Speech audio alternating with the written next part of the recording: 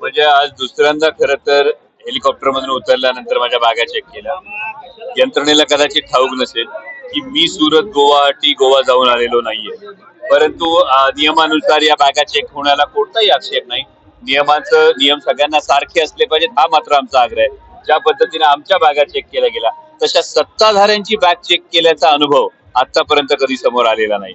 आणि अशीच जर माननीय मुख्यमंत्री, माननीय इतर दोन उपमुख्यमंत्री यांच्याही बॅगा जर चेक झाल्या तर नियम सर्वांना सारखा आहे याची आम्हाला खात्री पटेल. भाजप नेते म्हणतात की बॅग संस्कृती आमची नाही आहे, शिवसेना आणि इतर लोक पक्षांची आहे, यावर तुम्ही काय म्हणाल? म्हणजे भारतीय जनता पक्षाने शिंदे शिवसेनेविषयी भाष्य केलं.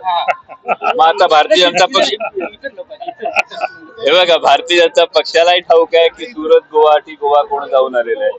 आणि मागे खेड शिवापूरला जी पहिली गाडी पकडली गेली या गाडीमध्ये एकूण किती रोकड होती आणि ती गाडी कोणाची होती याकडे भारतीय जनता पक्षाच्या नेत्यांनी बहुतेक अंगुली निर्देश केला असेल. आणि यामध्ये 2019च्या निवडणुकीला छत्रपती संभाजीनगरला हेलिकॉप्टर कोणत्या नेत्याचं उतरलं होतं, कोणत्या पक्षाचा मुख्यमंत्री तिथे उतरला होता आणि त्याच्या बॅगांमध्ये काय होतं याविषयीची अजूनही लोकांच्या मनात शंका आहे.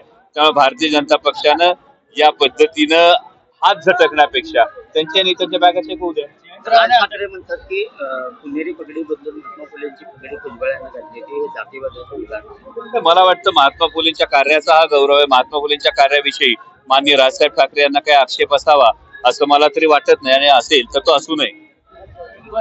जयंत पाटील आणि आढळरावांची भेट झाली यावर काय सांगाल?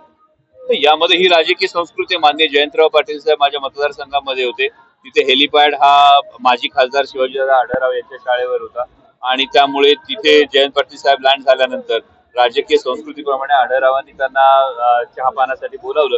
यामध्ये मला वाटतं ही महाराष्ट्राची राजकीय संस्कृती. उलट मी माननीय जयंत पाटील साहेब आणि आढळरावांच्या भेटीचं मनापासून स्वागत करेल की एक राजकीय वातावरण गढूळ होत असताना अशा पद्धतीची राजकीय संस्कृती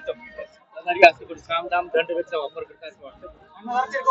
मला वाटतं तुमच्या प्रश्नाचं त्याचं उत्तर आहे की सत्ताधाऱ्यांकडून सामदाम दंडभेद याचा वापर केला जातोय आणि एवढं होऊन सुद्धा आता महाराष्ट्रात फुलत नाही कमळ, बंद पडणार घड्याळ आणि किती बी ताण येत नसतोय बाण.